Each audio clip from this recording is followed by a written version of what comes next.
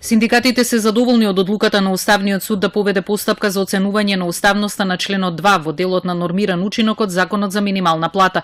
Иницијативата што покрена ССМ пред судот ја правдаат со фактот дека со нормираниот учинок се обезвреднува гарантираната висина на минимална плата, односно им дава можност на работодавачите да не ги исплатат законски утврдените 12.000 денари доколку работникот не е исполнил утврдената норма.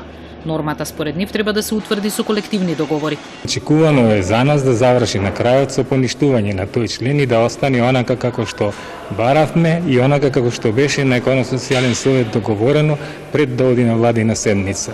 А во натамошната процедура се вгради тоа без знаење на партнерите од Економско-социјален совет и на синдикатите. Преиспитување на членот за нормиран учинок според дел од работодавачите е бесмислен потек бидејќи тој е законски утврден уште пред 6 години. Одредбата тврдати има заштитни механизми за работниците, но ако се поништи, не ја исклучуваат можноста од откази. Ние треба да се грижиме работници да си остваруваат својата плата. Во спротивно, ако да речеме ова нешто се укине, во прашање ќе стане бројот или одржувањето на бројот на вработените во преработувачката индустрија.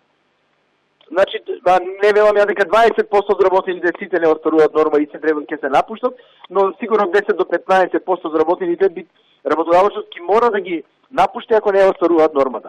Од Министерството за труд објаснуваа дека во законот од 2012 е предвидена уврската минималната плата да се исплатува за полно работно време и исполнет нормиран учинок, но поради можност за различни толкувања, во договор со сите засегнати страни членот е дополнет, во смисла на тоа кој треба да го утврди учинокот, во кој период и за колку работници треба да ја остварди.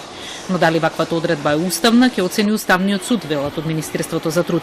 Нормираниот учинок беше жестоко критикуван во јавноста. Се тврдеше дека е во корис на газдите и дека на работниците од текстилната, кожарската и дрвната индустрија не им дава никаква гаранција дека ќе им биде исплатена законски утврдената минимална плата.